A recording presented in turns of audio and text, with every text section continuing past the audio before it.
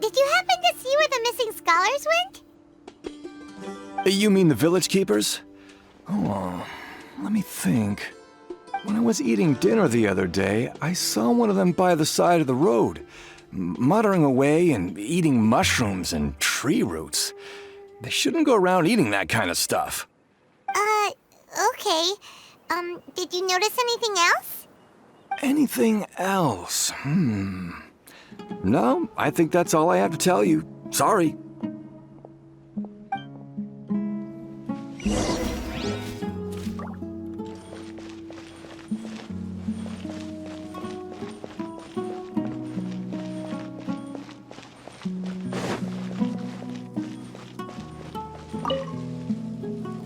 The scholars that have gone missing. Have you seen them? Those eyes.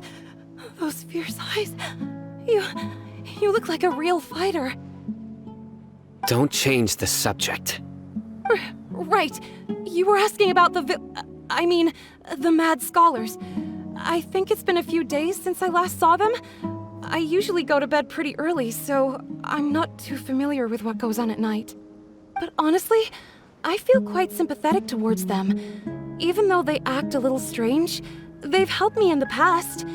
If it weren't for them, my house would have collapsed long ago. Do you also think Grandpa and the others are good people? Grandpa?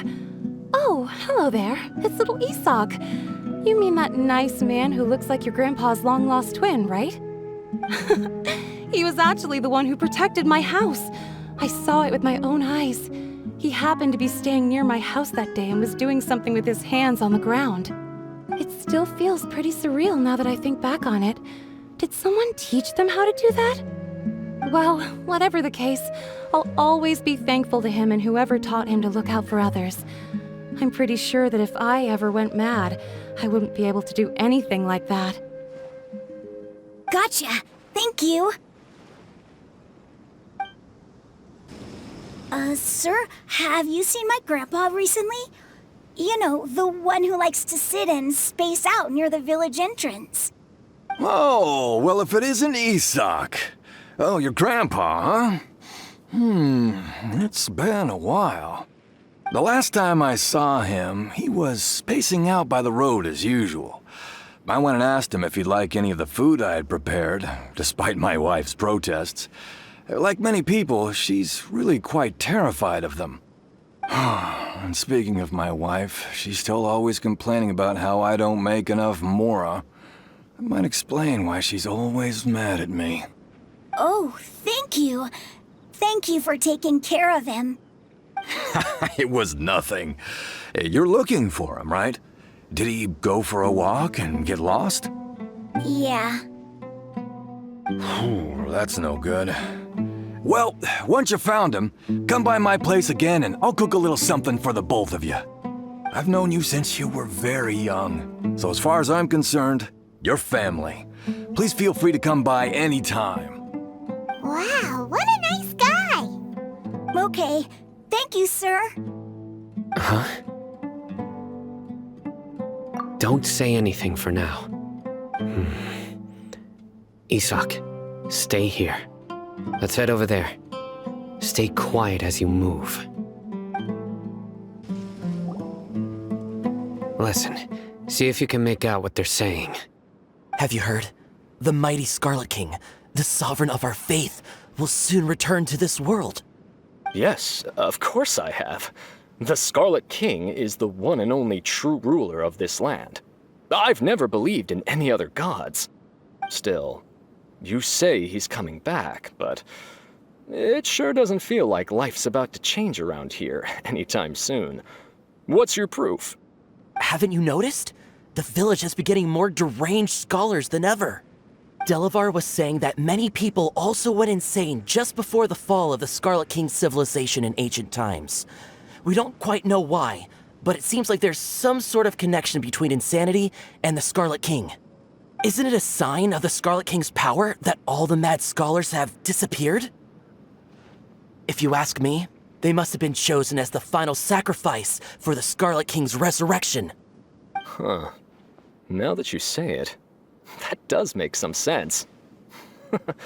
Does this mean our lives are finally going to take a turn for the better? Exactly. Those city folks will get what's coming to them. Now, repeat everything you've just said from the very beginning. Huh? Who are you? Where did you come from? My patience is running thin. You heard what I asked.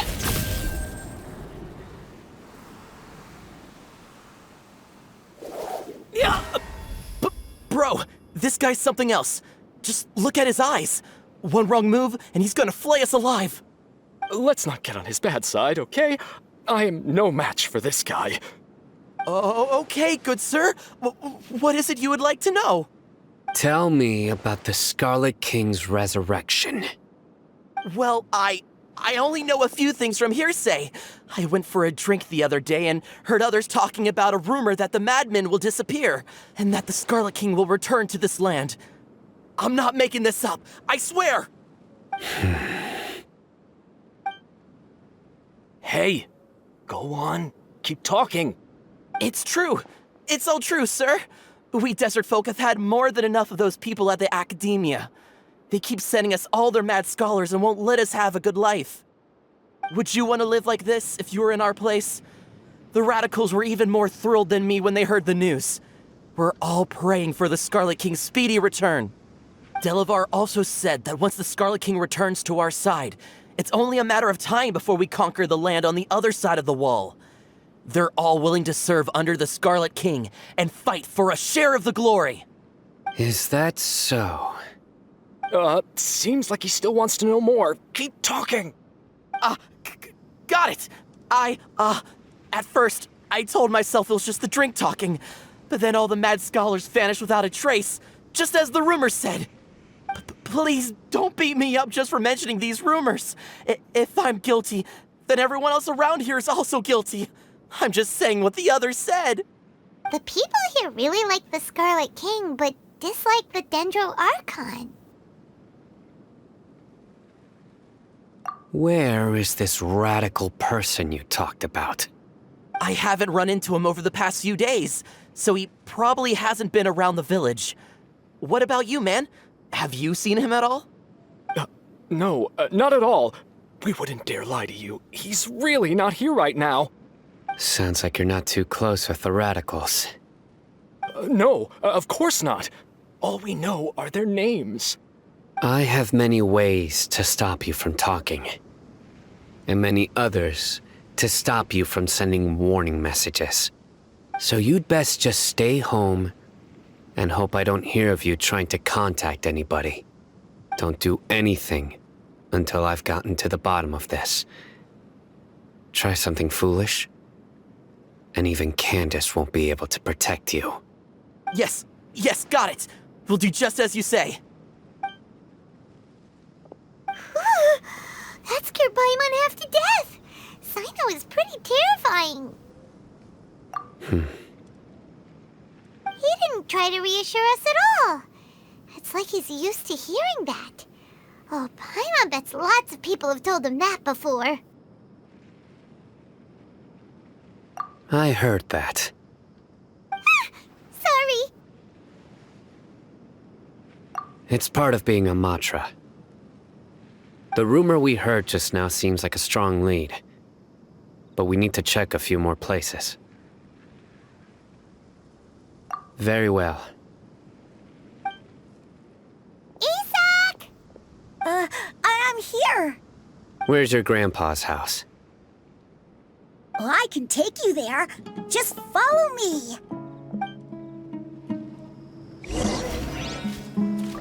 Join the Eremites and embrace a wonderful new life.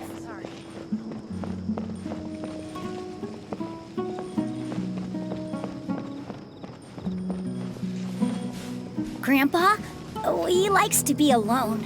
Sometimes he stares at the sky in a daze, and other times he just pokes at the ground with his fingers.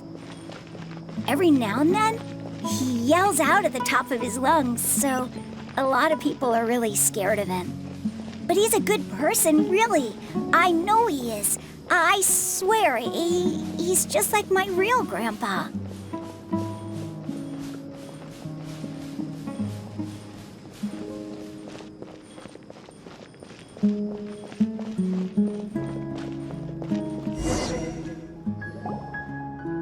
This is where Grandpa usually stays. There sure isn't much here.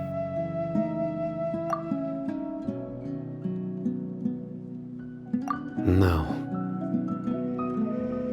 Incense? Please don't say it's the same one as before. But are you okay? Are you getting dizzy or need to lie down? There's a scent that you can sense, but I can't. A certain traveler here once passed out from that smell. Thankfully, Tainari saved the day. And then he gave us a long lecture to explain all about how it worked. So, you know Tainari? Huh? You know him too? Are you two friends? Yes. Now that I concentrate, I can also make out the scent of incense. Wait, surely Tainari didn't lecture you too? No, no need. Did you first encounter this scent at Tainari's house? In the forest. From a scholar.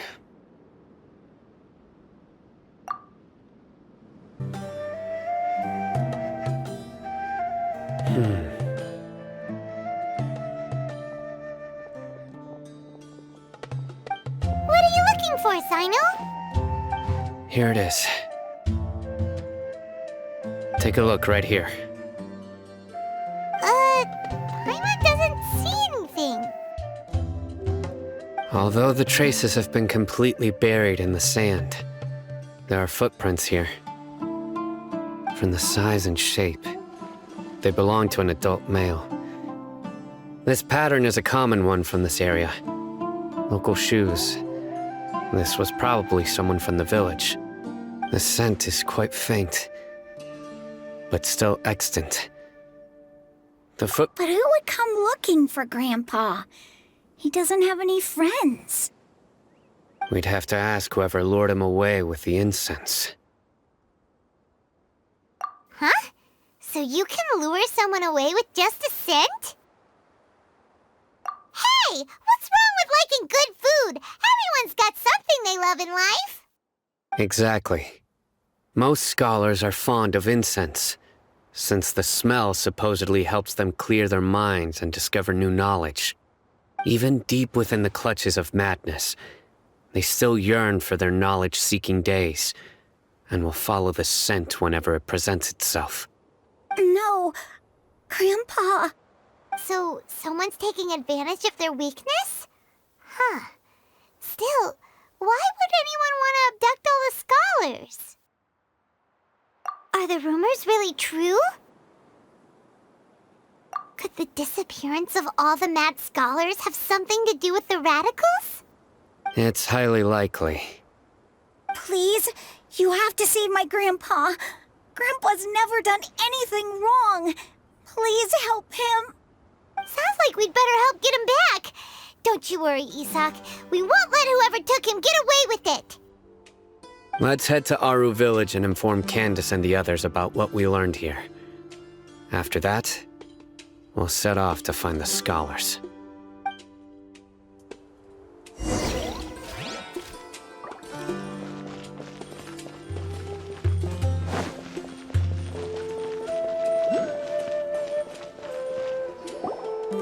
Right. The darker fabric definitely looks a lot better. That'd be my choice, too. We're back, Candace! We've got a lot to tell you. Ah, welcome back.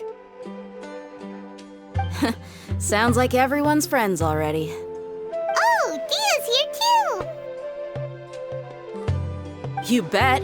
So, everything goes smoothly? Reasonably.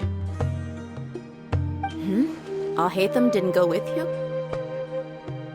We haven't seen him at all. Huh. I saw him around the village entrance earlier and figured he was investigating with you. I guess he must have gone off on his own. Did you find out anything useful?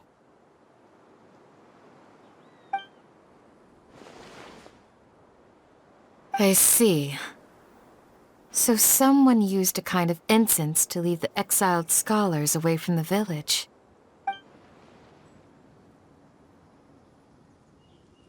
The resurrection of the Scarlet King? First I've heard of it. Far as I know, the kind of incense you just mentioned is only popular beyond the wall.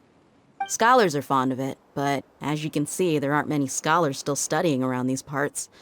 No seller would be able to make a profit here. Not to mention making incense is a labor-intensive process. You won't see anybody in the desert with the patience to make or sell something that requires that kind of effort. It seems someone from beyond the wall must have been supporting this. Makes sense. So what should we do then? Do we go back to the academia and search for leads there? If it was any other day, that would be your next logical step. But today, you've got me on your team, so you get an extra tip.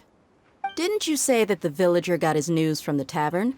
Well, I also like to drink at the tavern, so I know a thing or two about these radicals he mentioned.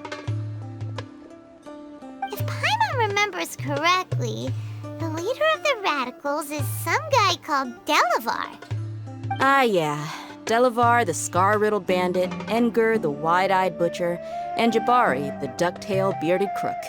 The whole lot of them are known around these parts.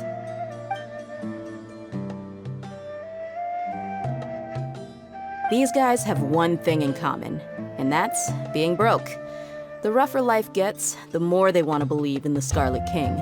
Way they see it, the Scarlet King's resurrection is their only chance at overthrowing the academia. Throwing all of Sumeru into chaos is the only way to change the way of life here in the desert. Anyway, that's my guess why they've chosen to become radicals. Tia! You're amazing! You really know this place inside and out!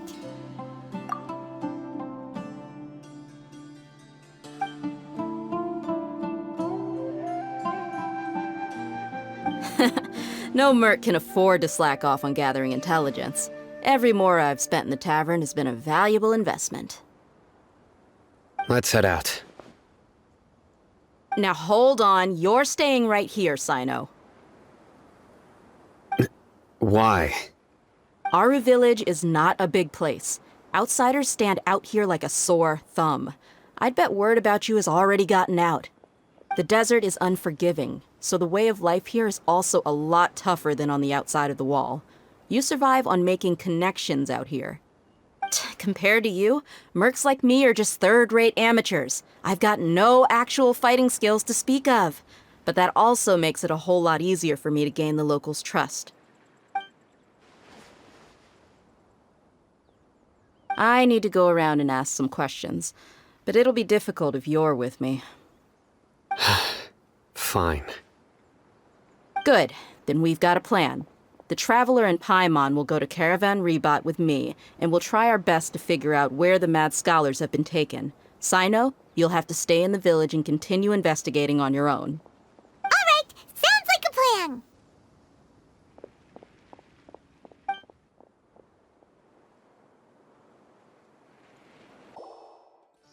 Well, here we are again.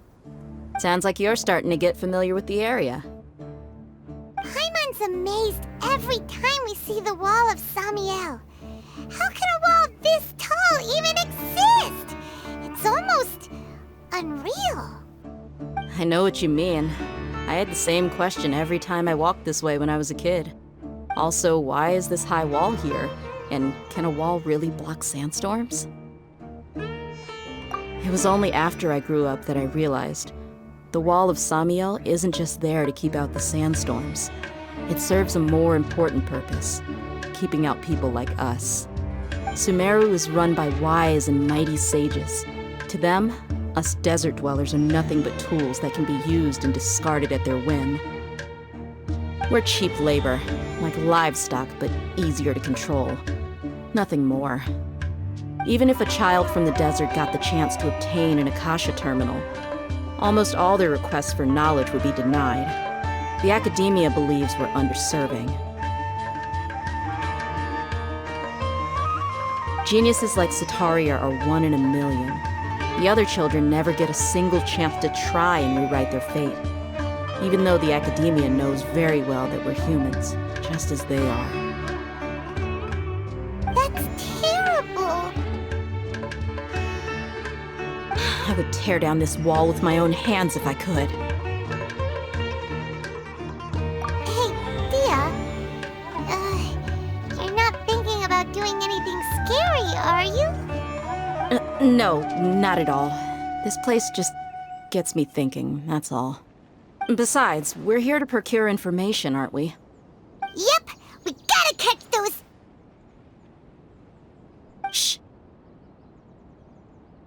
Caravan Rebot is crawling with people, so be careful what you say. We don't want anyone to find out what we're here for. Our mission started the moment we arrived here. Let's go check out the tavern. Maybe we'll find someone I know.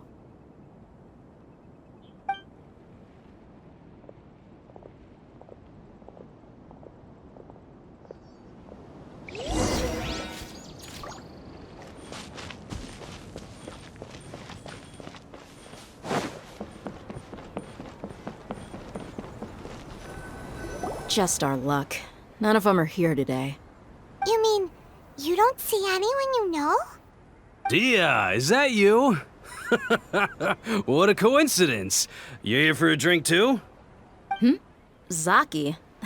Finally, a friendly face. Oh, and who do you have with you here?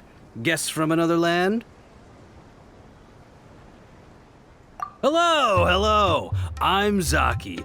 Dia's, how would you put it? Drinking buddy? We've had drinks together a few times. You could say we go back a ways. Anyway, as far as my friends here, they aren't too shabby, are they? You rarely see any Outlanders so friendly and respectful nowadays. Absolutely. Much better than those people on the other side of the wall. So, Dia, are you looking for someone? Yeah. Have you seen Enger, Delavar, or Jabari recently? Of course I have. Matter of fact, we were all here drinking together just a few days ago. I've got a spice trading deal from another nation. I thought maybe Delavar and his friends might be interested. Know where I could find him? Ah, how thoughtful of you. Then I assume you also know that Delavar's been having a hard time making ends meet these days, so you came here to help him out? Hey, keep it down. Let's just say I prefer to keep this deal a secret. Y'all at Caravan Rebot are like family. If there's more to be made, why not do it together? Besides, Delavar and his friends have muscle. They'd be a good fit for escorting the goods. Yes, how considerate of you. Delavar's my friend too, so of course I can take you to him. Come with me.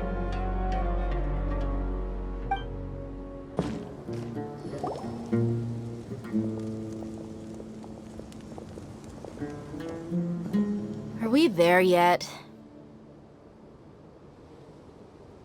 Yep, this is the place. This place is practically deserted. What are they doing in a place like this?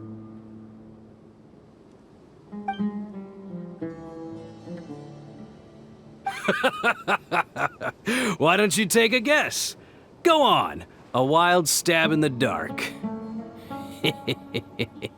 You're like lambs to the slaughter.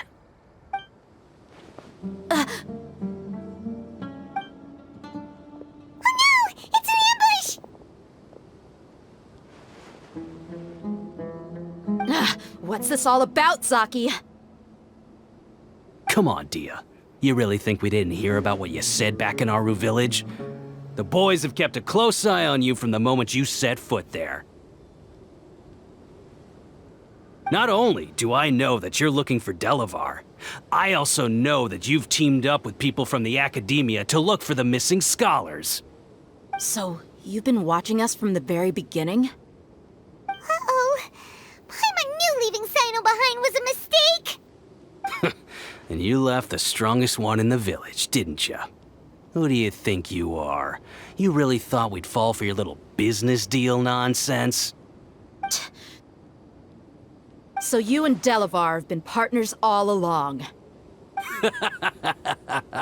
Dia, I guess it's only natural for a traveling mercenary like you to be out of the loop. Those of us who hang around the tavern have stronger bonds than you think. But you got one thing right. We're all looking forward to an uprising in Sumeru.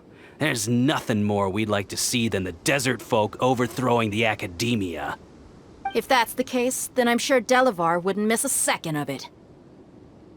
I'll be honest with you, if it weren't for what you said in the village, your little monologue about the Wall of Samiel would have convinced me that you're one of us. Delavar. And Engar, you're here too, huh? Long time no see, Miss Mercenary. You should have known the traitors are what us followers of the Scarlet King despise the most. Dia, I thought that you, a fellow desert dweller, would understand that the Scarlet King is greater than the Dendro Archon. Little did I know, you don't deserve to join us. Yeah, gee, what a missed opportunity. Adopting radical views and kidnapping innocent scholars, all because of some baseless rumors. Anything else I'm missing out on? See? There you have it. Mercenaries are just a bunch of faithless scum with only one thing on their minds. Mora.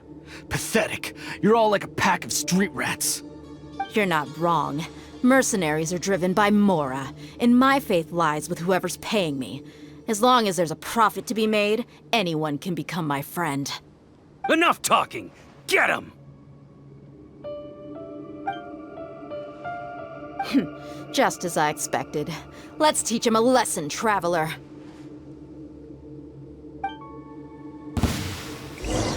Following Access denied. You're open! Ha! Burn!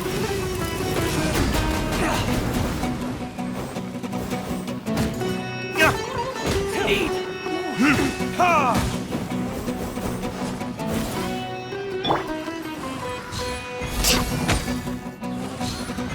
I'll take my leave. Impossible! How could you? So, what do you think about your meticulous network now, Zaki? How did you say it? It's only natural for a traveling mercenary like me to be out of the loop. I'm guessing your informant told you that I'm just an incompetent merc with no real fighting skills, correct? I mean, that is what I said after all. And of course you would believe everything he reported. The only thing you know about me is that I'm a mercenary, but you've never seen me in action. Even though you heard we went to handle monsters together, you believed that Candace was the only one doing all the real fighting. That so-called Flame Mane is just a fraud. She admitted it herself. She just uses her connections to gain the trust of others. That's what you thought, right? Ugh. You lied in the village because you figured that we'd have people watching you. And you were stupid enough to fall for it. I figured as much the first time we drank together. You all thought you were so smart. Pathetic. Okay, that should be all of them. Whoa! So you've been planning this since we were in Aru Village? No task can be done without preparation. I just happened to notice a couple suspicious-looking people while you were out investigating. Oh, but instead of catching them right away, you let them report back. Those two who were snooping around were just a couple small fries. If we want to get the real catch, we have to be patient and give it some time. Oh, you mean the funny name she mentioned back in Uncle Ampu's house? The wide-eyed butcher, scar-riddled bandit, Paimon can't remember them all. That's just a bunch of drunk talk. Engar and Delavar like to talk themselves up when they're drinking. Engar, the wide-eyed butcher, and Delavar, the scar-riddled bandit, are the nicknames they came up with for themselves. Alcohol has a way of making people share what they really think. So Engar and Delavar are always rambling in the tavern about how the Scarlet King is a superior deity. What about Zaki? He's just a numbskull who fell right into our trap. Zaki was probably the best hidden of them all. My initial plan was to find Delavar first, and then try to track him down. That's what you wanted to ask when we were at Uncle Anpu's house, right? Jabari is one of the villagers you talked to. You know, the one who wanted to treat Isak and his grandpa to some food. Wait, so he's a radical too? No, he isn't. I just needed to tack on a random villager name to make the eavesdropper think that I was making some wild guesses based on my impressions. Wow! What a genius idea! Well, that's an expert mercenary for ya. Ah, you're too kind. It was straight from the usual playbook, if I'm honest. So, that thing you were saying before, is it really true? About what? About how mercenaries only care about Mora, and that anyone's a friend as long as there's a profit. Does that bother you? What makes you so sure? Dia, do you dislike the Dendro Archon like the other desert folk? You two are pretty sharp. No, I don't have anything against the Dendro Archon. I've heard a lot of nice things about the Lesser Lord from Dunyarzad. I can understand her devotion and gratitude. Dunyarzad's just an ordinary person. There's no way a god would be so involved in the lives of everyday people, unless they were truly compassionate. I've begun to realize that the sages are behind everything that's happened recently. The radicals' blind belief in the Scarlet King, making the Dendro Archon out to be an enemy. It's all the academia's trickery. But I see through it all. And unlike them, I can never be hostile towards anyone who's never done anything wrong. Dia. Anyway, looks like we're done with business here. Traveler, lend me a hand. Let's tie him up and bring him to the village.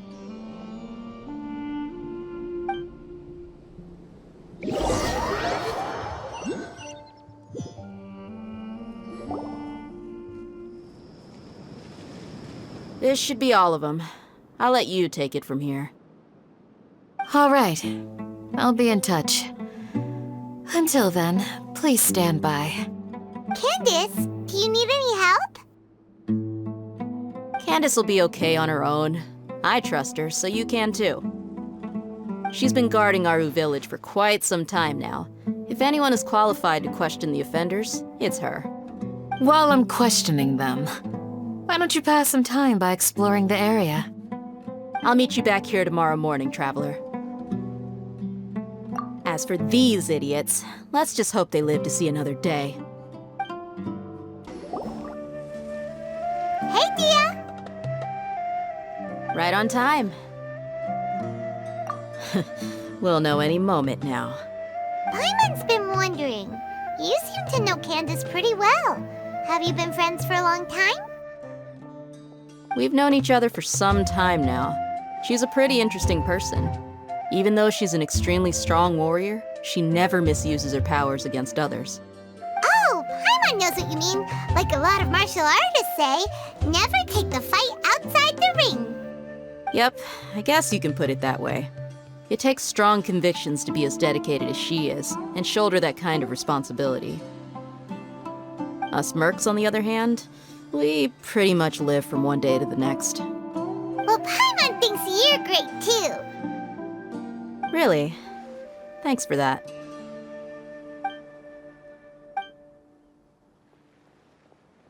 Oh, Sino's here, and he's pretty early too. Yes. I was here yesterday to help out a little. To help out? By doing what? Sharing some interrogation techniques. Oh, you mean you taught Candace some more persuasive methods? Right. Come on in, everyone. Come on, let's go inside.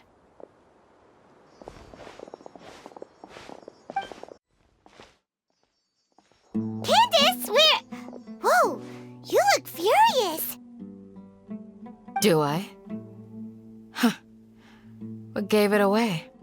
Oh, there's no mask that can hide true bloodlust.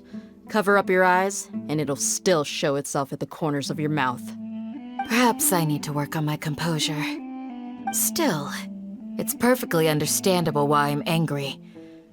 I'm sure everyone present would agree. Yes, ma'am. Please, don't beat us anymore. We're gonna die. Well, looks like Sino taught her well. You fear death yourselves, Yet you do not hesitate to place the lives of others at risk. The absurdity is mind-boggling. The ones you call mad scholars are known to us as the Village Keepers. They are vital members of our community, and some even count them as family. You come here, to my village, and you treat my people as nothing more than stepping stones towards your goal. Tell me, what would you do to you in my position? Mercy! Please have mercy! You've made your bed. We may both be desert dwellers, but there is one thing that I understand better than you. The resurrection of the Scarlet King will only result in war. And war serves no one. The people of Aru Village care little about which god is in power. Life may be tough and tiring, but we wish to preserve our way of life. A war would only cause us to lose all that we have. And that is not a responsibility that you can afford to shoulder. We understand. We're sorry. I'll tell you everything I know. Please, just let us go. I'm listening. You might not believe this, but it wasn't us who came up with this idea. Someone was spreading rumors in the tavern. That's how we ended up hearing about the Scarlet King's resurrection. Some mystery man told us that mad scholars will make the perfect sacrifice to usher in the Scarlet King's resurrection. They give their lives, and we can get anything we wish for. They're called Village Keepers. Slip up again, and you'll regret it. Yes, sorry. It was all that mystery man's doing. He told us to spread word about the Scarlet King's resurrection and talked us into helping him. In return, he said he'll help facilitate the resurrection process. I'm not sure. That's one. Huh? One what? Strike. You get a total of 3. Then, you die by my hand.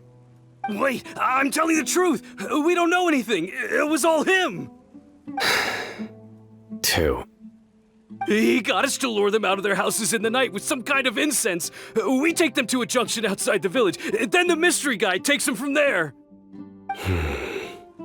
You gotta believe me, please. I'm telling the truth, I swear. Just ask them if you don't believe me. That was indeed the truth. Traveler, go on.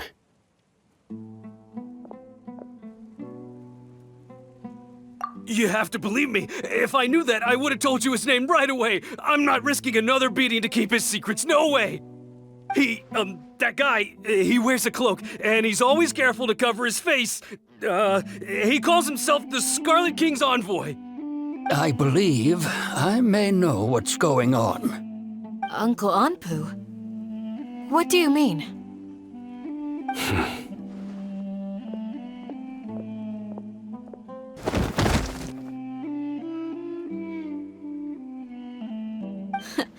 Smooth. Okay, speak. If my suspicions are correct, this mystery man they speak of could be from the academia. Some time ago, people from the academia attempted to take the village keepers away. I refused, insisting that they are part of our community. It strikes me now that this secretive character shares the same goal they had. Which means it's highly likely that the academia was purposely spreading a false rumor to trick the radicals into delivering the village keepers right into their hands. They were the ones who brought them here to begin with. Now they're trying to take them back? We aren't gonna let that happen. Not the academia again. Just as I thought. But what could they want with the village keepers? People are nothing but tools in the eyes of the academia. A change in their plans likely means they found another way to exploit the scholars. Regardless, our top priority now is locating the village keepers. You're right. Isak is still waiting for news on his grandpa. Time to go. Let's leave the village and try to track them down. Yes. Pack up and get ready to leave. You got it. Candace, I'll let you deal with the radicals. Leave everything outside the village to us. All right. Let's meet back here once everyone's ready.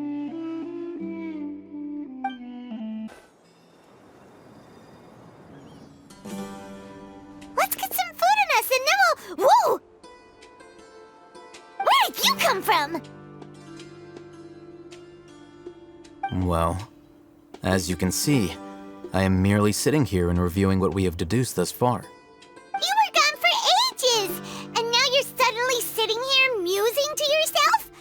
Where have you been anyway?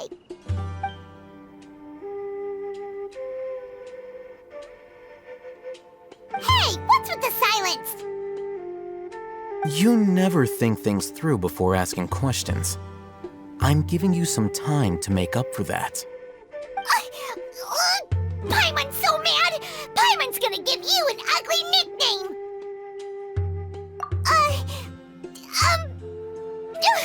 Never mind. Paimon's got nothing. There's just nothing super obvious to pick with this guy. It makes it so hard. Well, you've heard nothing to suggest I left this whole time, so clearly I stayed in the village to investigate. Anyway, you plan to leave Aru village and keep searching for the truth of this matter, yes? Yep.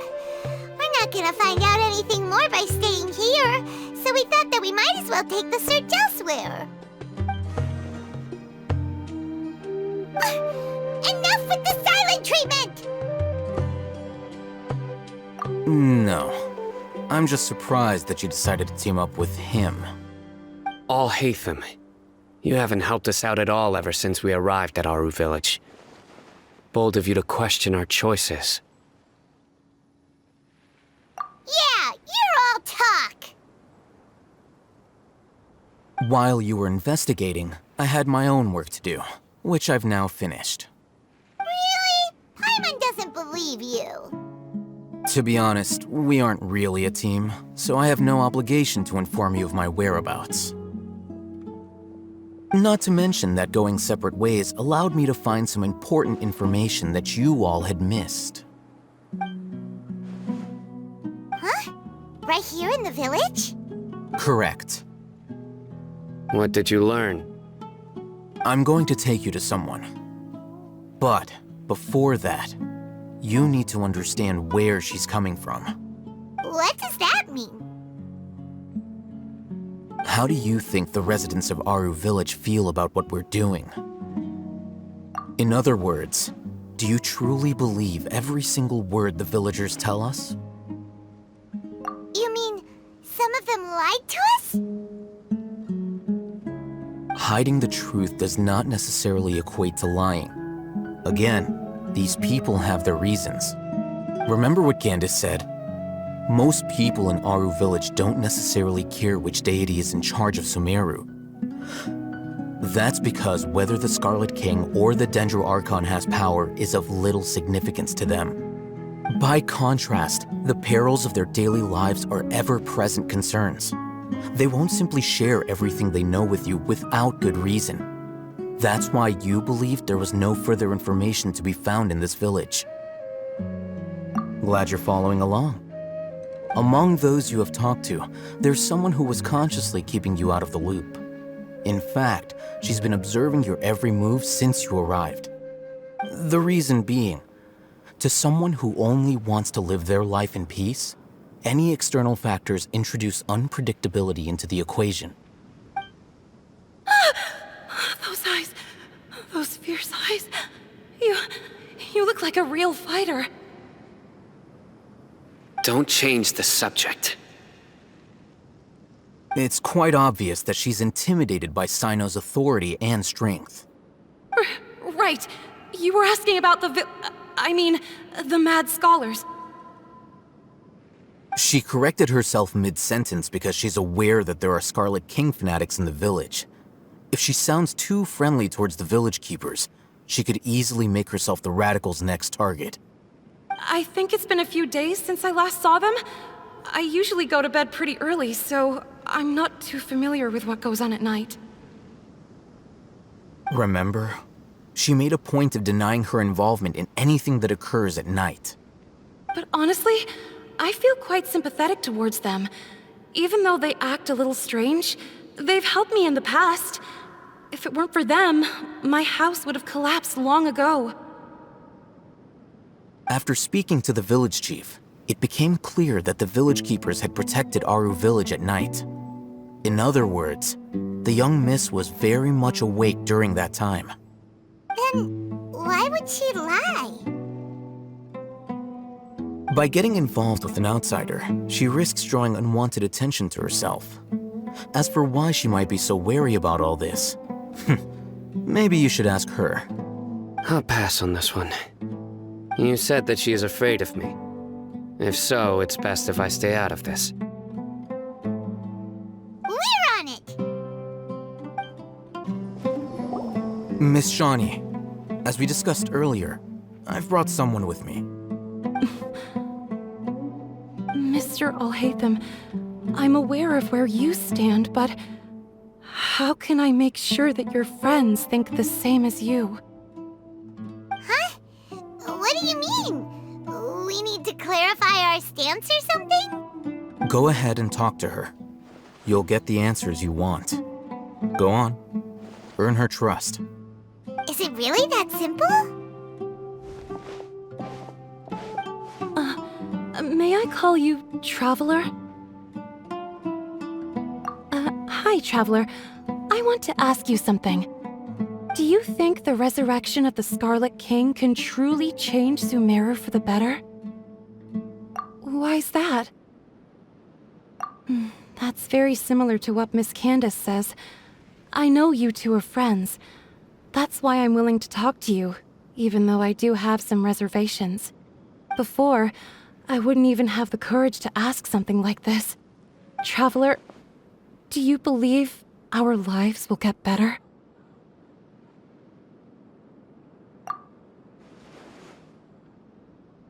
Yeah!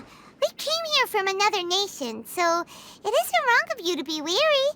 And we aren't really residents of any one nation.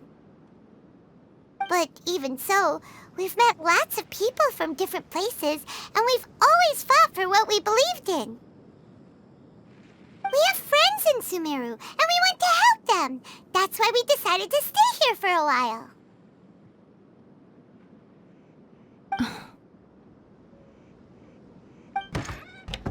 I want to trust you. My apologies for posing my questions like that.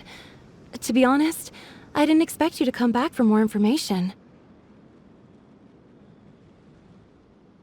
Alhaitham told us you have your reasons. It's okay. We understand. The fact is that only one side of my family is desert folk. I don't really fit in anywhere in Sumeru. Some believe in the Dendro Archon, while others believe in the Scarlet King. I don't belong to either side, and neither side would want me. Speaking of which, the radicals mentioned that they despise traitors. Do they just think that anyone who's different from them is a traitor? Yeah. Some people can be so narrow-minded when it comes to bloodline and beliefs. It makes no difference what I say or how I behave. I'll always be suspected of having ulterior motives. Slowly, I just stopped talking to people. I pretended not to hear or see anything. All I want is to live my life in peace. And then it happened. The village keepers who had helped me disappeared with no explanation, and I didn't dare breathe a word about it to anyone. Until now. You can tell them. I'm sure she'll keep your secret. All right. I'll tell you what I told Alhaitham. I actually have a sharper sense of hearing than most. Sometimes, I hear strange crying sounds in the night. There are ghosts? Perhaps. I'm not sure. It's faint, but it's definitely the sound of crying. It comes from far away in the distance. and always carries very raw emotion. It used to be louder and more frequent, but ever since you arrived in the village, it doesn't seem to happen as often, and when it does, it's much quieter. I have to focus really hard to make it out. I confirmed this with the guards on night duty. They also have someone with a good ear, and he's heard similar sounds at night. But, because we're in the middle of a desert, he would rather believe that they are the cries of beasts than ghosts. There's really nothing around these parts, except for an old hospital not far from the village. I think they used to use it for treating Elazar, but it's been abandoned for years. Yeah, let's go!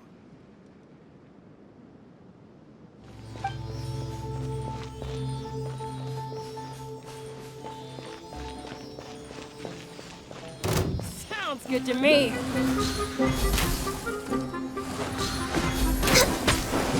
I can fix this! Time for retribution! Take my leave. How heartless.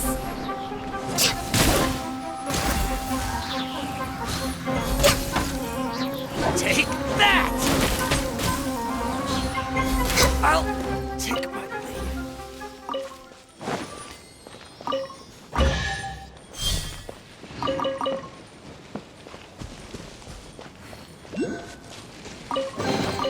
There's nothing wrong with reaping a reward every now and then. Oh, is this the place? It's in terrible shape, and there's sand everywhere. Empty and forgotten. An ideal place to hide people. Monsters, watch out!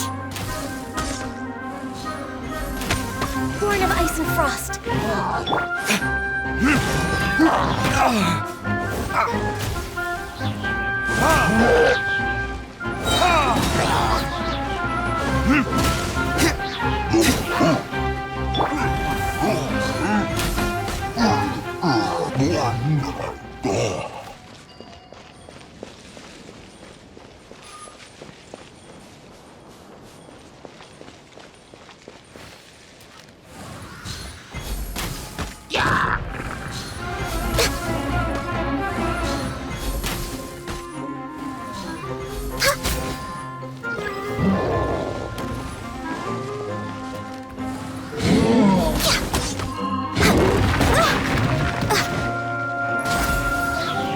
This is long overdue.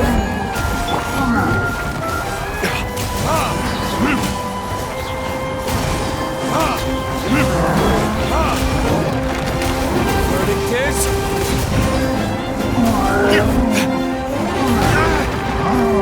Let the show begin. Access denied.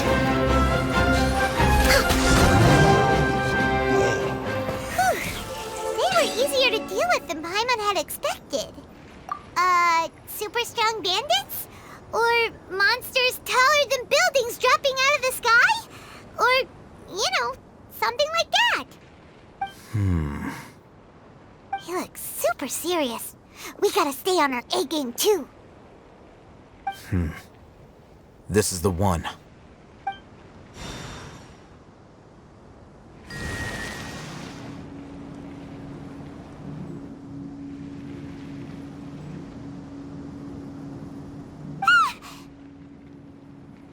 Let's go in and take a look.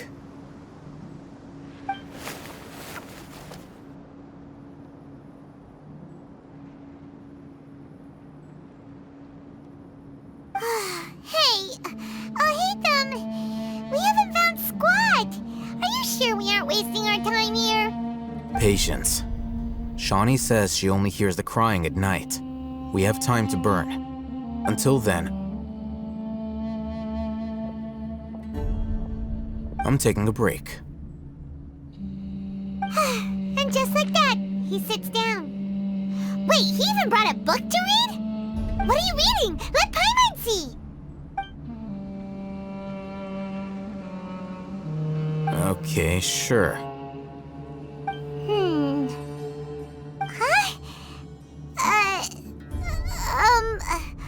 The natural position, which is the positional propensity of an entity in natural motion in contrast with an object in forced motion? Huh?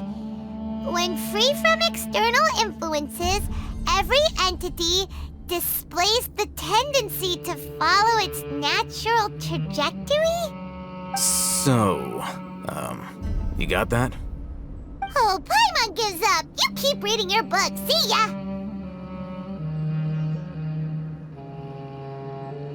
How is he so relaxed? Look at him, reading an impossible book in a creepy place like this. Hey! Paimon's your Tibet travel guide. Paimon knows plenty of useful stuff already. And anyway, it's not Paimon's fault that the books people read in Sumeru are so complicated.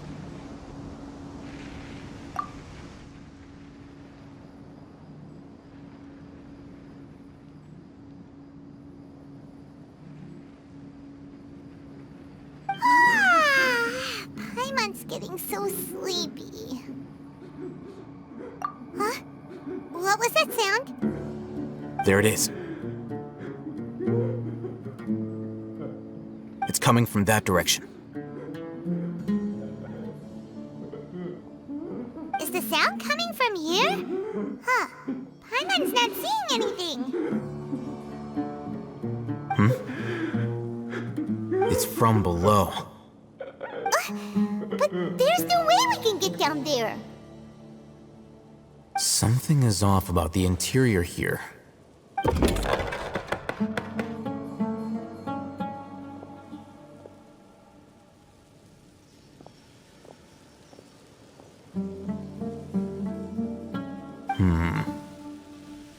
As I thought, there's a hidden structure. Wow. It's like they tucked another hospital into this one. Oh, it looks like there are other mechanisms around here. Let's keep exploring. Huh? Look, there's someone over there. Good idea. Let's approach him slowly without alarming him.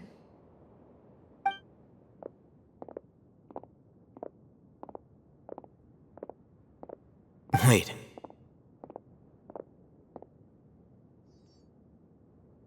You're...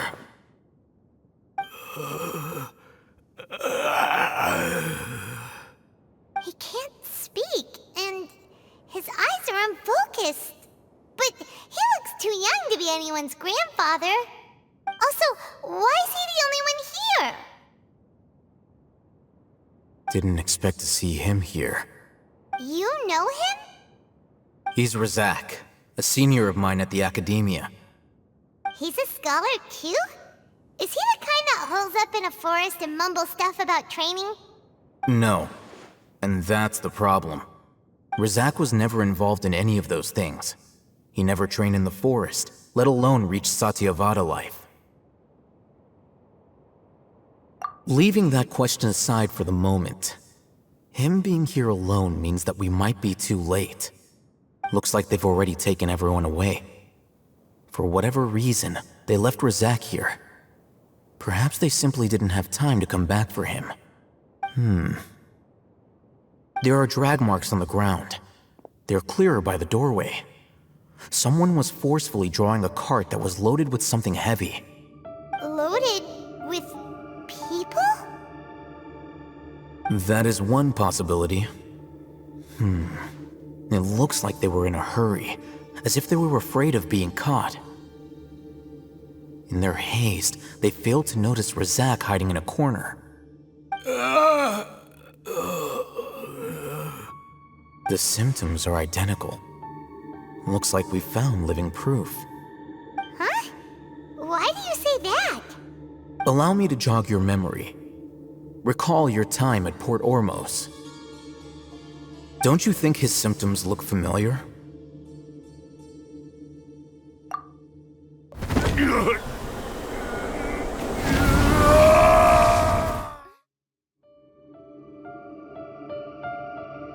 Oh, now that you mention it, they're acting the same way. Correct.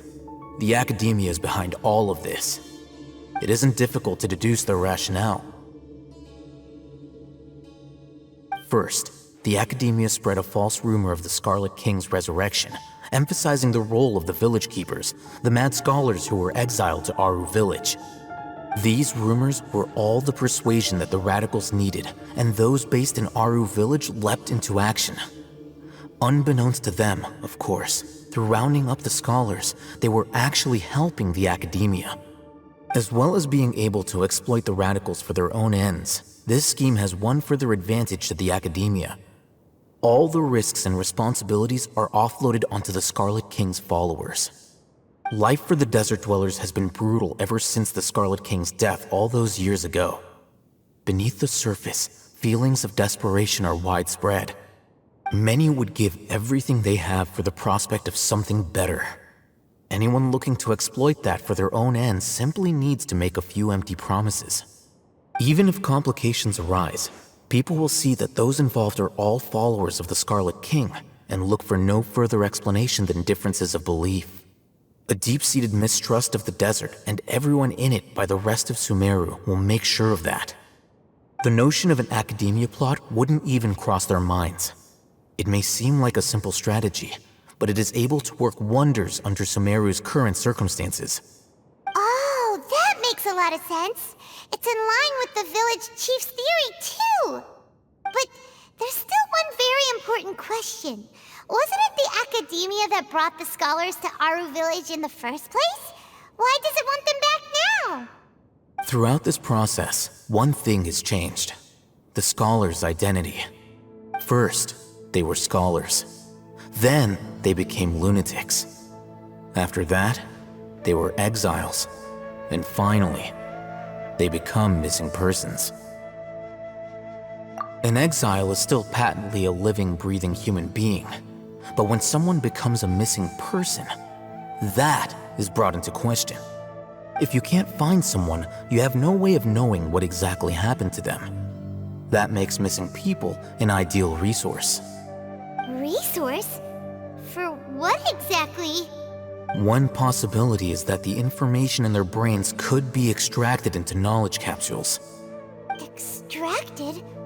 You mean canned knowledge comes from people's brains? With the technology of the Sumeru Academia, it's entirely possible. Perhaps the process caused them great suffering, which is why they cry out in the dead of night when no one is watching them. So, the human brain... Nope, nah, Paimon doesn't want to think about this. I'm the Academia scribe, after all. I'm familiar with their projects. Anyway, judging by Razak's state, the contents of a divine knowledge capsule were extracted from his mind, but something went wrong in the process. Or perhaps his curiosity got the better of him, and he used such a capsule for himself. Paimon's a little confused. Can they just use anyone's brain?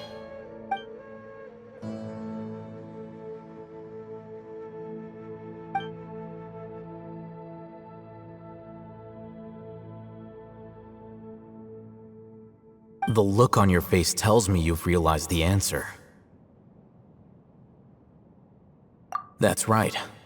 To some scholars, gaining knowledge about the gods is their entire life's pursuit. Extracting canned knowledge is just one of the extreme measures they turn to. However, I can't help but wonder, what do they seek to gain from divine knowledge?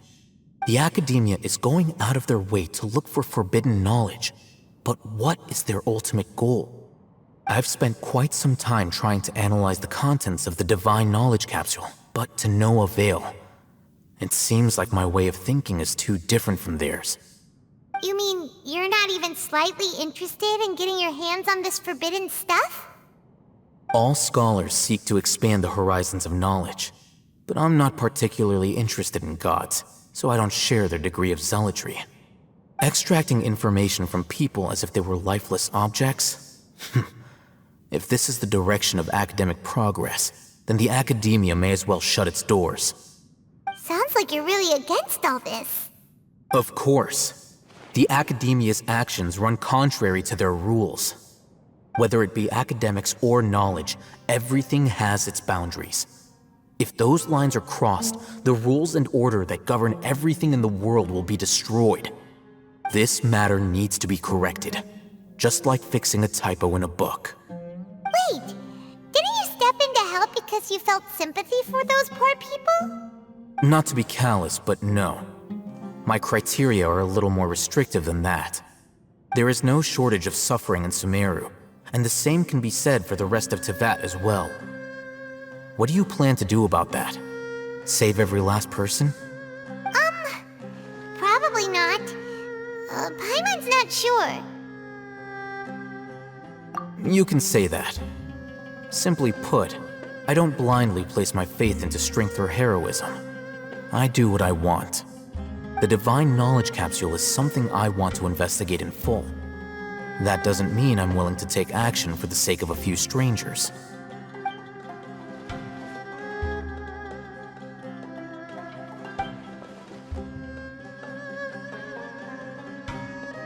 Paimon's been wanting to say this for a while.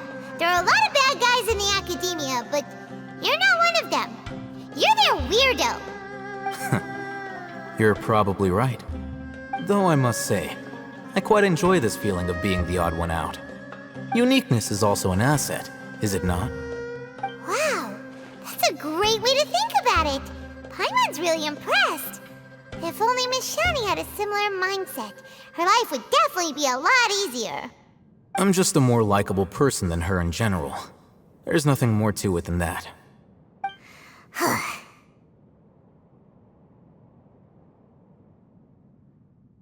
He won't last long if we leave him here. Let's take him with us. We'll work out our next step after we return to Aru Village. We're back! You must be tired. You should rest and take some water. What's the situation? Who's this? Unfortunately, somebody who's too young to take on the role of Isak's grandfather. Nevertheless, he's one of the people we're trying to find.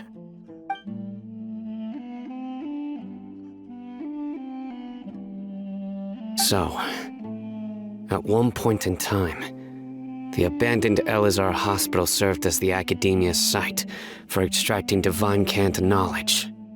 Yep, pretty much.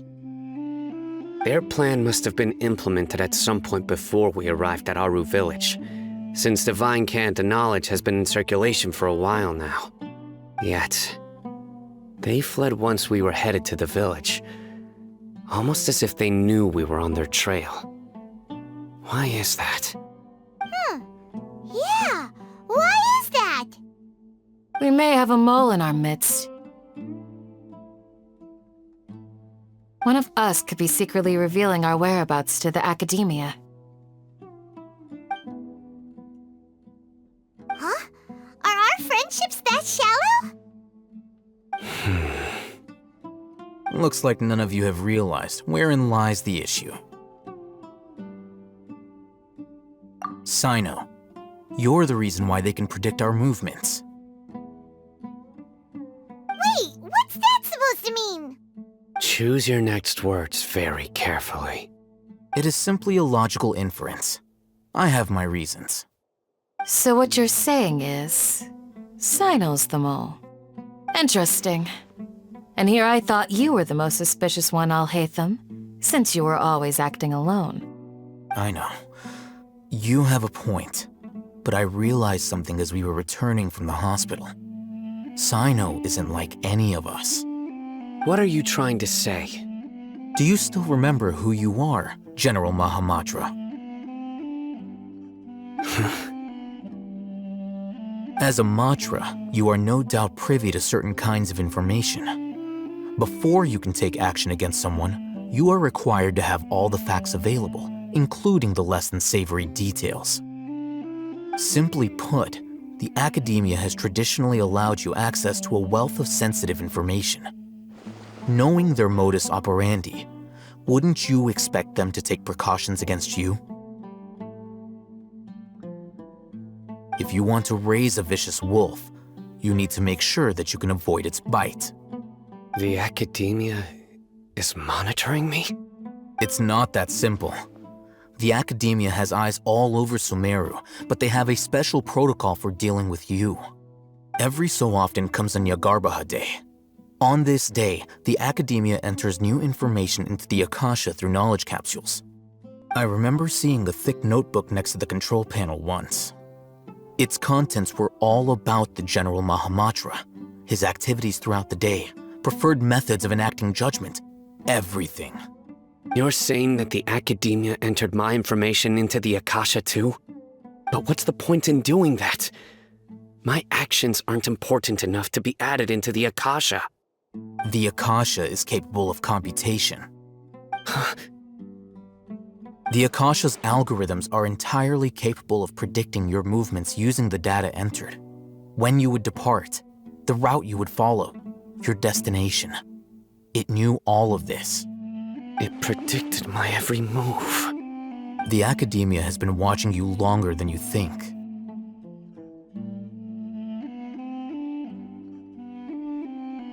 So that's how it is. Sino adheres to his principles so strongly that he's actually a thorn in their side. Tenacity of will and steadfast faith are worthless to the academia. They need scholars who are easily pliable and mindlessly go after anything they can profit from. Sino, don't take it to heart. This just proves how much of a trustworthy ally you are. They escaped because of me. Don't blame yourself. It's not like any of us would have known. I have an idea. If they predicted my movements, then I might be able to guess where they went. Whoa, you bounced back fast. There is always an opportunity for safety after danger passes. Oh, so that's how it is! Paimon gets it now! If the academia is trying to avoid Sino, then the safest place would be... Yep, that's right! They'll want to proceed in the direction opposite of where I'm going.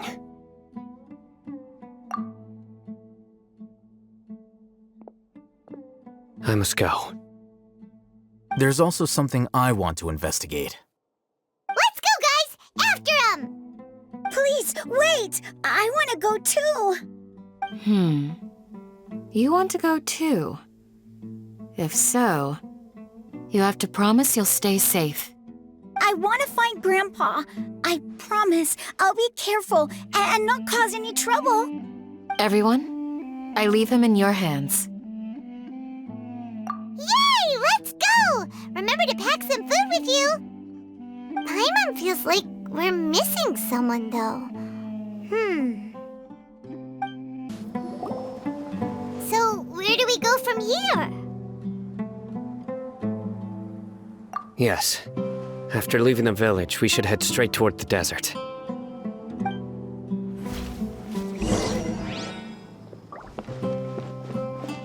I know the desert like the back of my hand. Is that because you play here a lot?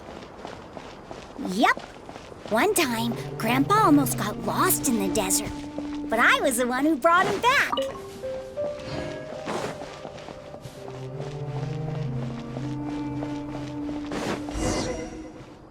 There's something here. What's this? It's buried in the sand. Looks like we'll need to roll up our sleeves and do some work. And Paimon thought running around everywhere was already enough work. Okay. So, we have to dig it out? Whatever's down there, it looks like it's buried really deep.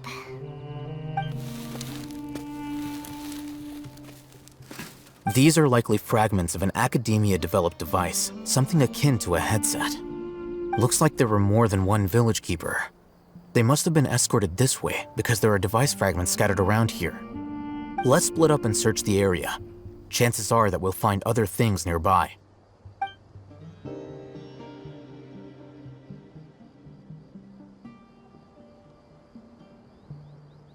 Is this what we're searching for?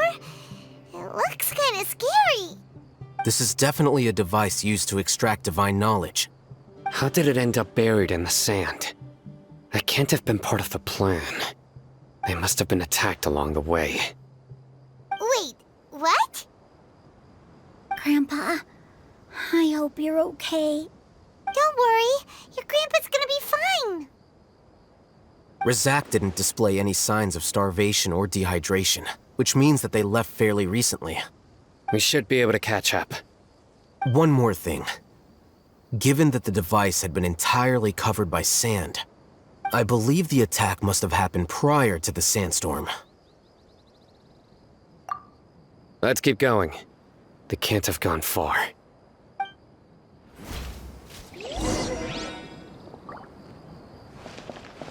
Ugh, but running on sand is so tiring. But you're flying, aren't you, Paimon? Is flying over sand tiring too? Ugh, of course it is.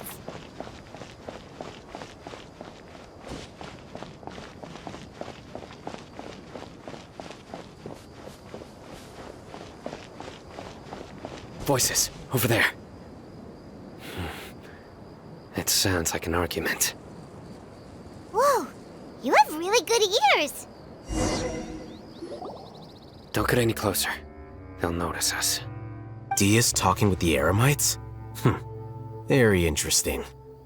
Let's listen in. If you had informed me sooner, there'd be plenty of room for us to... You're one of us. We would never lie. Scholars. You don't know as much as I do. Need me to... I knew it. That's our Dia.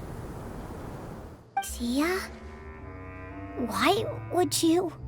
Dia! Hey, what are you doing? Huh? Didn't you say you'd help me find Grandpa? Why are you on their side? Well, look who's here. Ain't that something? This complicates things. You've betrayed Aru village? So, this is the great General Mahamatra. Dear, you'd be better off as my assistant than hanging around with this motley crew. Seen for yourself, I have the means and methods, and my ideals are far more admirable than theirs. I'm not the type that's easily swayed, Raman. You of all people should know that. Wait, what's going on, Dia? Whose side are you on here? Shut it, Paimon. It doesn't matter. Whichever side you pick, nothing could deter us from the grand mission of resurrecting the Scarlet King. Once our Lord of Old returns to this land, we will have a new beginning. Face the facts, Raman. It's not gonna happen. You should understand that more than anyone. Have all your years as a merc taught you nothing about placing hopes in a ruler? I'm a desert dweller and a proud follower of the Scarlet King. Whether I live by the edge of the sword or in peaceful comfort, my soul will always carry this conviction. It's not too late yet. The village mad scholars aren't gonna bring the Scarlet King back to life. You don't understand, my dear lady. Pursuing our faith is our purpose in life. Even if the chance of success is 1 in a million, we must be willing to give everything we have. Even if it'll expose you to the academia? Even if they end up disbanding the Eremites? Your Eremites, which you've worked so hard for all these years? Yes.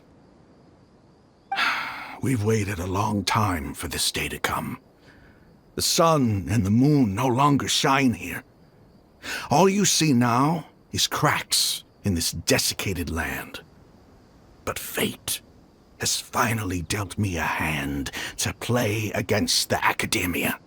With these scholars in our custody, we'll stomp the academia's forces and fight our way beyond the wall of Samiel. Ridiculous. Think about it. The academia controls the entirety of Sumeru. Your powers are negligible in comparison. If you still don't believe me, then try asking these 2 men. They're also against the academia, but neither of them are as arrogant as you are. They look more like pawns of the academia to me. Why would I listen to anything the people of Greater Lord Rukkhadevata have to say? Filthy traitors. Your god abandoned all honor and betrayed the Scarlet King.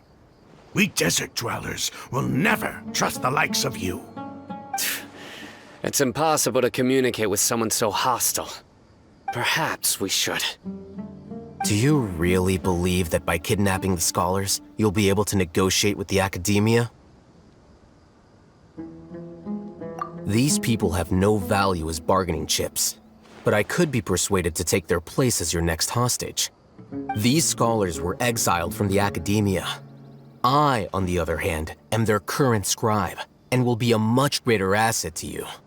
Wait, you can't be serious. So, you want to trade places with the hostages, do you? Precisely. Any wise person would gladly accept my offer. What are you thinking? What if they decide to kill you instead? Well, that would be bad luck for me. However, I'd get the chance to observe the scholars, perhaps even find out the truth. Think you can talk me over with that confident look of yours? I'm not trying to persuade you. I'm using this as a means of joining forces against the academia. You are the scribe. What do you have against the academia? Not all desert dwellers believe in the Scarlet King, and the same applies to the academia. Why must all knowledge seekers approve of the academia's way of doing things? You academia scum. Every last one of you is nothing but a hypocrite, just like everyone else on the other side of that wall. I've made myself clear enough. I won't listen to another word from the Dendro Archon's people. Not so fast. I'll hate them. Do you stand by everything you just said? I never make empty promises. You know you're making a dangerous decision, right? I do. Good. Raman, hear me out. These people are my friends. Maybe you can't take the followers of the Dendro Archon at their word, but what about me? Do you trust me? We've known each other for years. Of course I do. In that case, I'm willing to vouch for their honesty with my right arm. Come on, Raman, don't be a coward. If you're serious about taking on the academia, you need to steel yourself. You can't be afraid. An arm from the Flame Mane. You've piqued my interest. But what if you refuse to oblige? What should I do then? No one's a fool here, Dia. We're mercs. And mercs don't tend to live long unless they have their wits about them. You're not wrong, but this is different. I promised my friends that we'd bring back the village keepers together. Let's do it right here, then. Give me your right arm as proof of your resolve. Don't listen to him! He's not even trying to negotiate! He just wants to make things more difficult! That's fine. Are you crazy? We came here to save lives.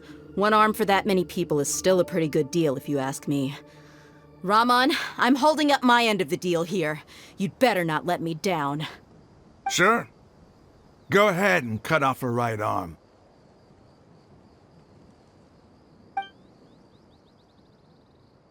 No! Dia! What are you gonna do? Think of something! You don't have to go this far. That's not for you to decide. Do it! Dia!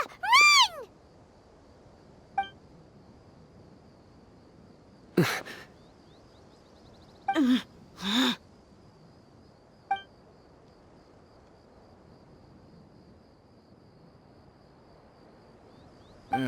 Stop!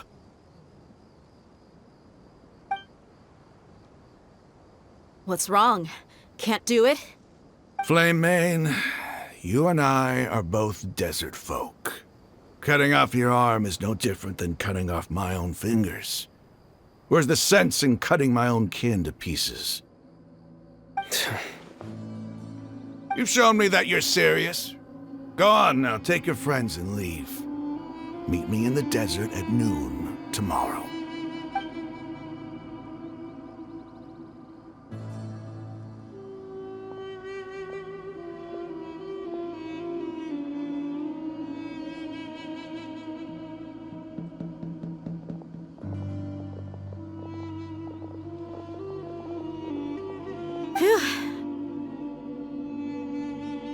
I was really counting on him not going through with it.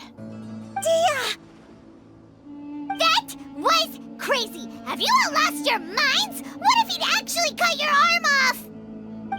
Then I just have to hold my claymore with my left arm. Okay, I'm sorry. But sometimes when you're out on a limb, you gotta double down to seal the deal, you know? Don't ever make a promise like that again. I can deal with the likes of them. If it came down to it, you would not lose to them either. I don't doubt it, Sino. But this is about more than me and them.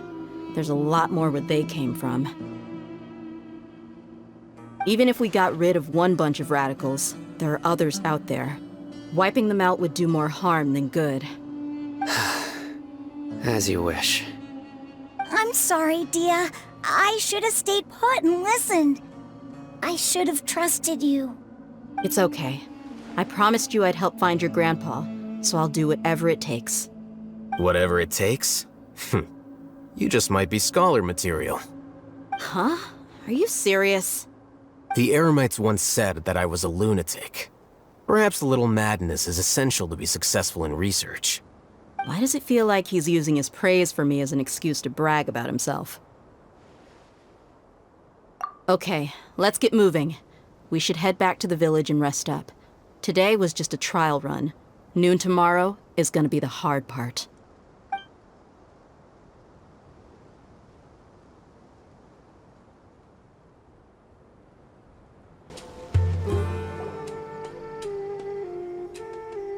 You're all here so early. Looks like we have everyone here. Isak, are you sure you want to come with us? I'll watch from a safe distance. Dia, I want to be there to bring Grandpa home. Okay, let's go then. Dia, wait. What's the matter? I heard that you were quite reckless yesterday. No more of that today, understood? Or I'll be very upset with you. Fine.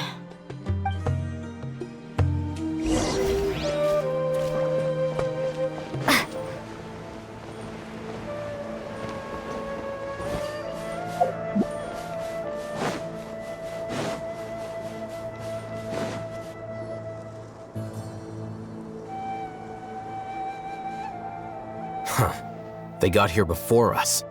Uh-oh. Is it because Paimon overslept by 5 minutes and held everyone up? Is everything ready? Absolutely. Although, you brought fewer people than I imagined. Bring him over.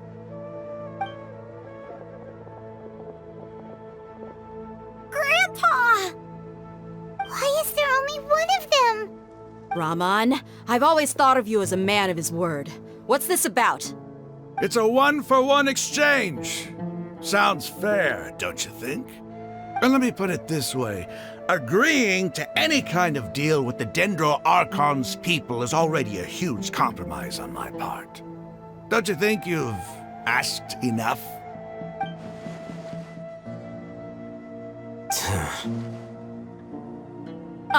You stay right there!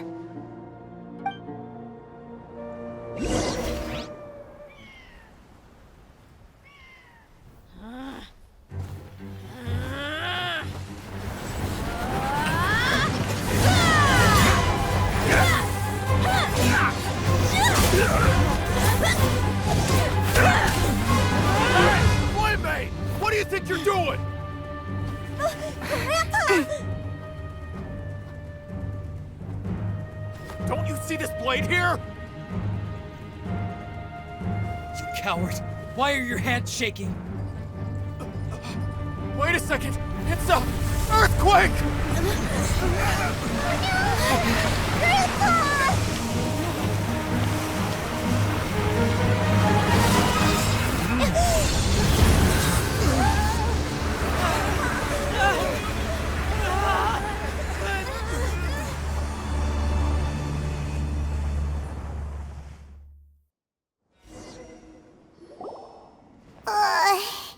Paimon's dizzy.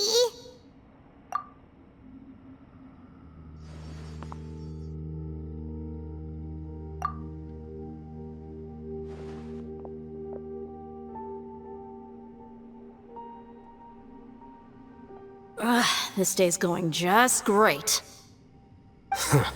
What a nuisance. The sand dune collapsed. I saw an energy field. The village keeper protected us. It glowed green with dendro. Just like you said, it may well have been the remains of Lesser Lord Kusanali's power inside the scholar's body.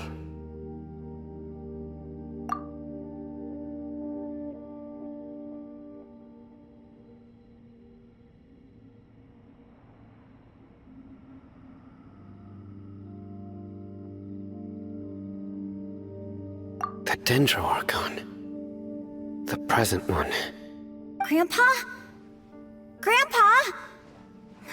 Oh no, he's getting confused again. Hey, look around you. Did there used to be a temple here?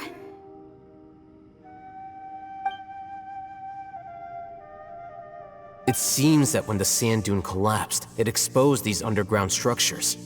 The symbols on the gate belong to the Scarlet King's civilization. This structure must be ancient. Over time, the sandstorms completely buried it and left it in the state we see now.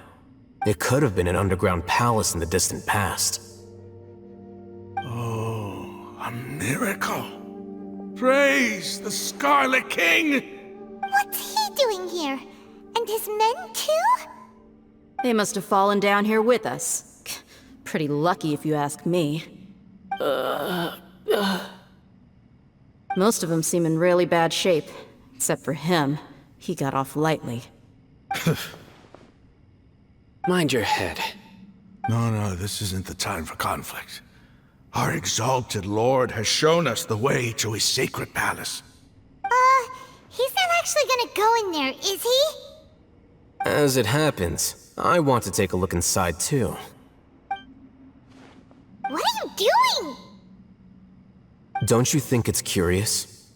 1 minute, Lesser Lord Kusanali's power protects us from harm, and the next, remnants of the Scarlet King's civilization appear.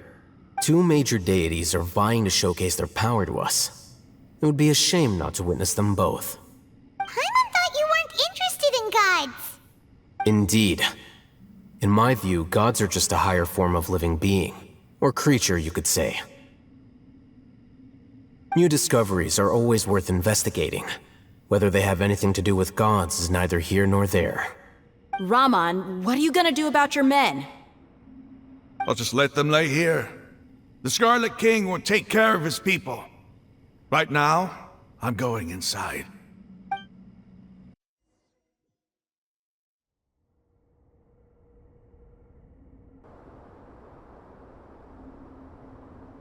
It's full of life here. This defies comprehension. It looked completely desolate from the outside. Yet, it flows with energy inside. Yeah, and there's so many plants. It's so pretty. Sir Raman. Huh? Me?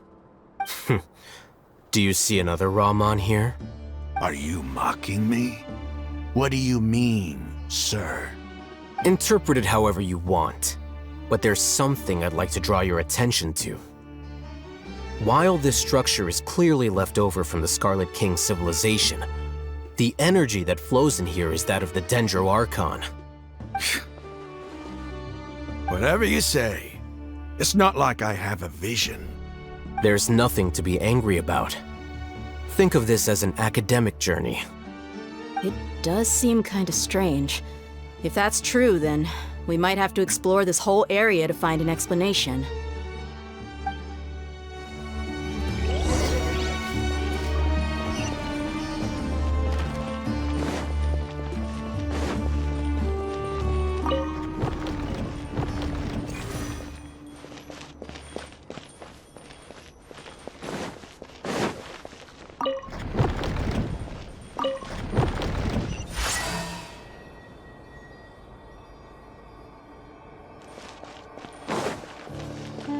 Next on the agenda...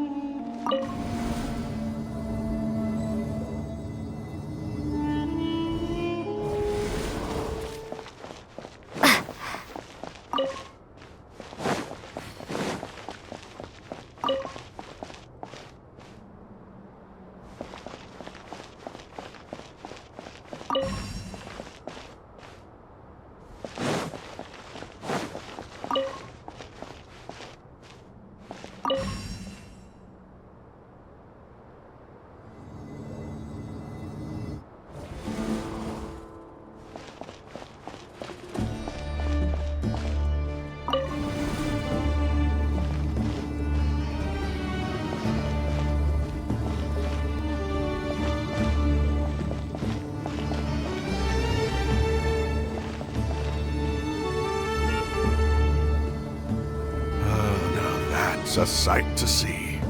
The Scarlet King's splendor surrounds us. There's so much vegetation here. It's different than what I expected. Sure are a lot of plants for a desert. That's what I call divine providence of the Scarlet King.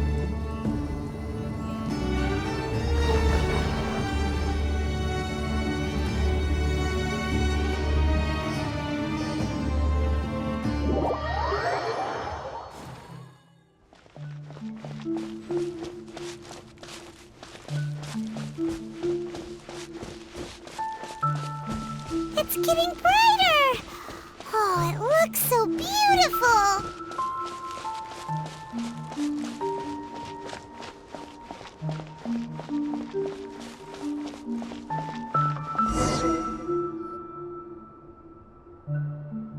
Wait.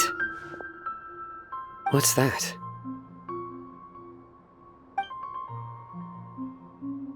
A load of flowers! And it looks like there's something among them.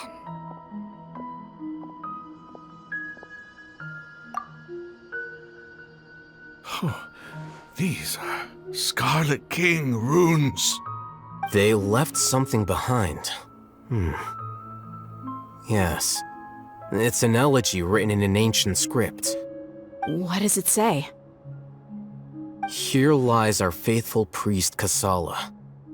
His wisdom is a miracle among the people, deserving of high praise and admiration.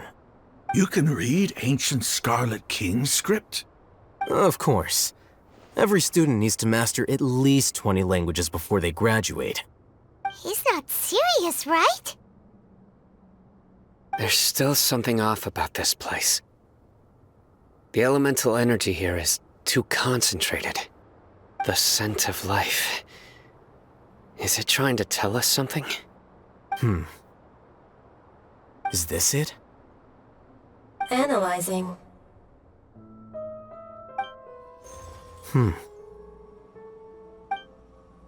There seems to be a hidden message among these skeletal remains. Excellent. There's a device from the Scarlet King's civilization in this gravesite. I'll transmit the information over and project it for everyone to see.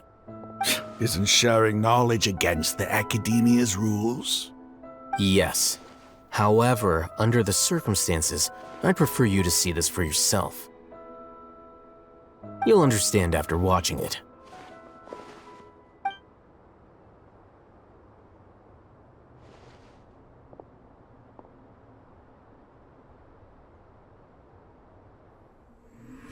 Civilization is born of knowledge, but so too can knowledge be its demise. A disaster caught us unaware. It was knowledge that did not belong to this world. The Scarlet King brought this forbidden knowledge into our world, and it quickly spread like a plague. People's minds were filled with crazed whispers. Dark gray scales spread across their bodies. Even the land was stripped of its vigor. Only a desperate, deathly silence remained. Were it not for greater Lord Rukkhadevata from the forests, the damage would have been irreversible. She summoned the priests to build temples and infused into them the divine power of life.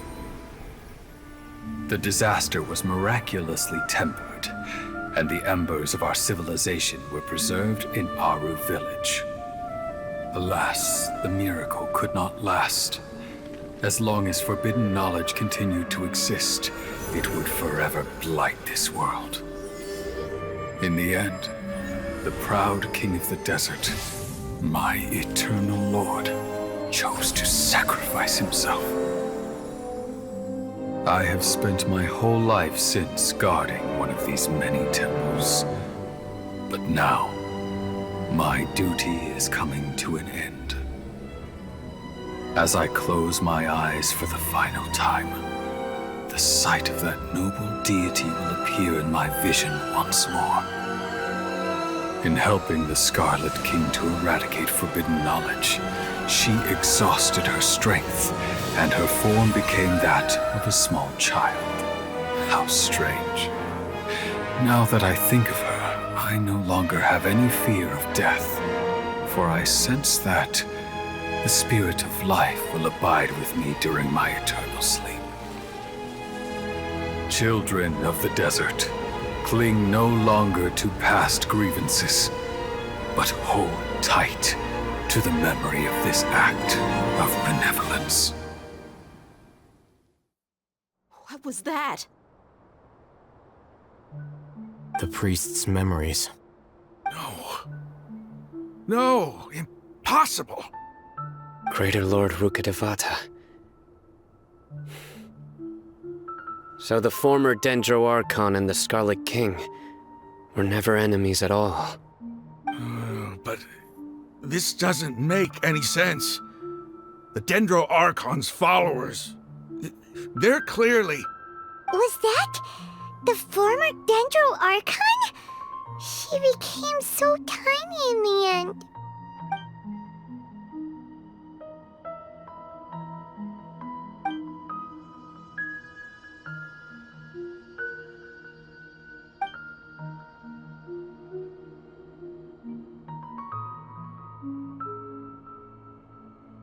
You might be distrustful of the Akasha, but there's no reason for you to doubt the Scarlet King's technology. You've just witnessed his priest's last words. I've never heard about any of this before. The surviving followers of the Scarlet King all gathered in Aru village. Our god did not make mistakes. We refused to believe any of the rumors. The Scarlet King's death, the all but total annihilation of our civilization, it was all Greater Lord Rukkhadevata's doing. We saw her as nothing more than a traitor, who stabbed us in the back in our moment of crisis. Just like us humans, fighting, feuding, double-crossing each other to survive in the desert. You were blinded by your prejudice.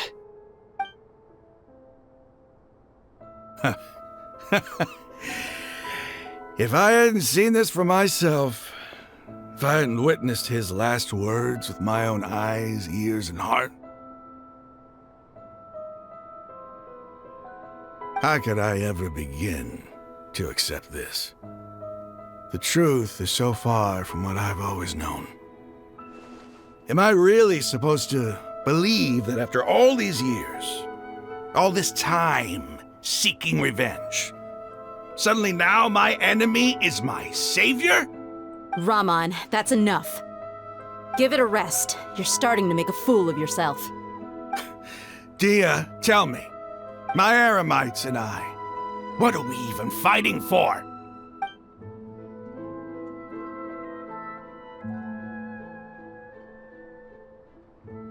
Hey, how you doing? I'll live. Thanks. I should probably go. Can't just stay here forever. What's your next move gonna be? Oh, I know what you're going to ask. I feel deeply ashamed of everything I've done. You'll get everything you're asking for. But please, give me some time. After everything that's happened here today, somehow I need to explain it to the others. It's not gonna be easy. Well, I guess that's for me to deal with. Dia, this is where our camp's located. Make a note of it. When would be a good time for us to go? Tomorrow. I'll convince everyone that we're all on the same side. And I'll return every last one of your your village keepers. We'll share our other resources with you too. You seem to finally understand that our true enemy is the sages. Yes. The gods never gave up on anyone.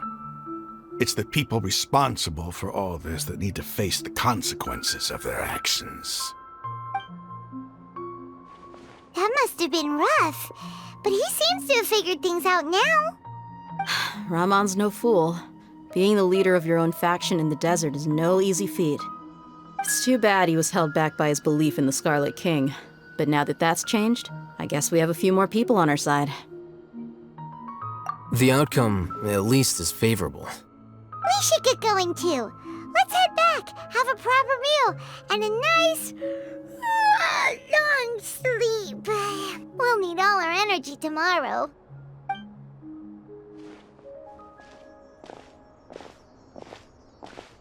We're leaving! Stop yelling.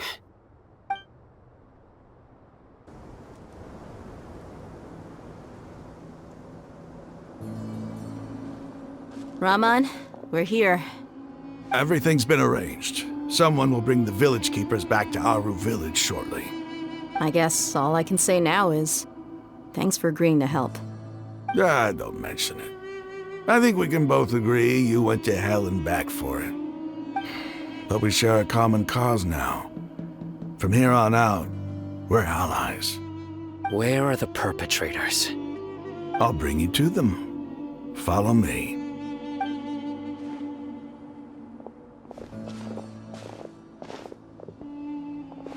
So these are the people who kidnapped the village keepers. Oh no, it's the scribe! There's no need to yell. No one can help you now. We've been all over the desert trying to find you! That's right.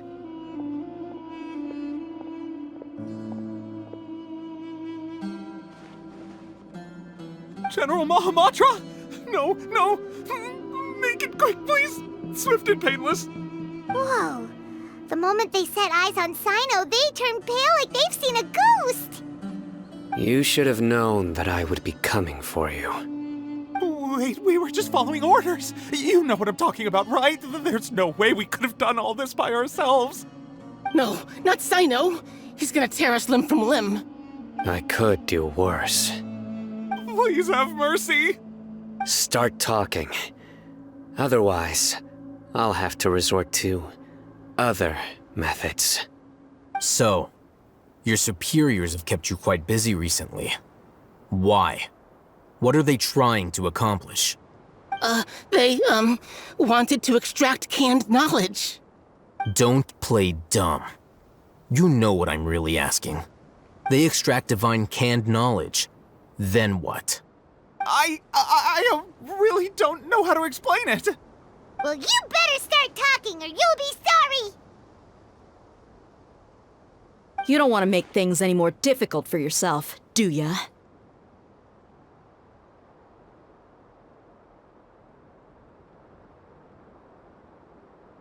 Be my guest.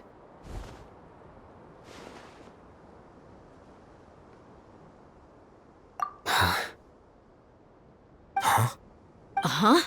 That sure didn't sound like a fancy metaphor or anything. You're serious, aren't you? How did you know? There's no use hiding it now. Yes, you're right. The Academia is working on an important and potentially world-changing project. They are creating a new god. A god that will belong to them and to the people of Sumeru. It may seem as if Sumeru's academics are thriving, but ever since the death of Greater Lord Rukkhadevata, scholarly breakthroughs have been few and far between. The withering of Irminsul has been getting worse recently. The sages have tried everything they could think of, but nothing's worked. I'm always hearing them say things like, if only Greater Lord Rukkhadevata was still with us. Continue. And then, someone from the Fatui showed up. They called him the Doctor. He brought a gnosis and said he wanted to borrow the Academia's research facilities. The Doctor was previously expelled from the Academia. At first, the sages looked down at him in disdain. But when he said those words, everyone's expression changed. He asked them, "Do you wish to create a god?" This is what the arrogant ignorance at the extreme end of academia looks like. First, the Academia spent a long time constructing a divine vessel, which was based on an exquisite humanoid puppet. After that, they harvested dreams via the Zeb-Zerus Festival Samsara, maximizing the Akasha's output. With the Doctor's help, and the Akasha now functioning at maximum efficiency, they were able to use it to extract the power from the Gnosis and convert it into a divine core. Next, they decided that their new god needed to possess divine wisdom. For that to happen, they needed a huge quantity of divine canned knowledge. It adds up. But how do you determine whether the knowledge extracted is of divine origin? Call it an educated guess? The Academia has been trying to figure out the exact source of the scholar's madness for centuries, but to no avail. Nobody can explain the cause of this phenomenon. Surely you can see what that implies, Scribe Al-Haytham. If it's knowledge no mortal can comprehend, then it must be something only gods are able to decipher. In other words, it's the source of the God of Wisdom's omniscience and omnipotence. You must have noticed by now. The Academia doesn't care about who their god is. It's the ability to exercise control over knowledge and wisdom that matters. It is as if they are cursed with a desire for omniscience and omnipotence that burns in their blood. Some organisms demonstrate phototaxis, and thus orient their entire lives in respect to sources of light. For the sages, their only source of hope is the existence of a deity who embodies the acme of wisdom. This is but a form of phototaxis. For many scholars, the absence of a god of wisdom means stumbling in the darkness for the duration of their lives. Then what does Lesser Lord Kusanali mean to you? Is she not a true god present in this world? If you already have a new god, why try to create another one? From the beginning, the Academia has never treated her as a god. When the Academia first discovered Lesser Lord Kusanali, the newborn god of wisdom, the sages hoped that she would be as wise as Greater Lord Rukkhadevata. But upon evaluation, they found that at the time she possessed no more intelligence than any ordinary human child. The sages never had a ruder awakening. This forced them to accept that Greater Lord Rukkhadevata had indeed passed away. Not to mention that Lesser Lord Kusanali's gnosis had been used to power the Akasha this entire time. By herself, she has neither an Archon's raw power, nor the spectacular insight expected of a god of wisdom. Slowly but surely, people began to forget about her existence. So, this is the path the sages have chosen.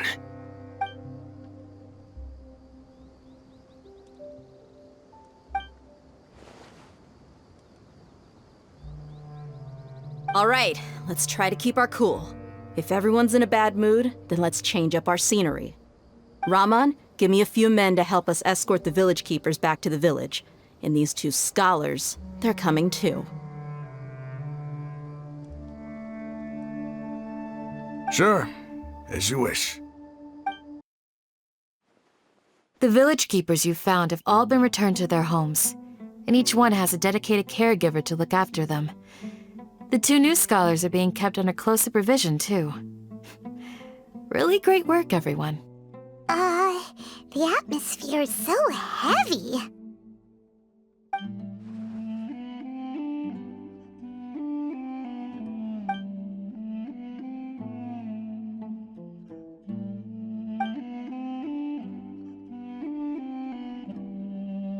Hey!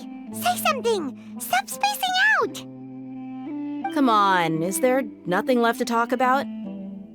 In that case, let's all get some water and try to think about something else. Or I can go fetch some snacks. Oh! Paimon's so coming with you! Do you have any plans, traveler? Gods above, you're not talking about work, are you? So you were still withholding some information?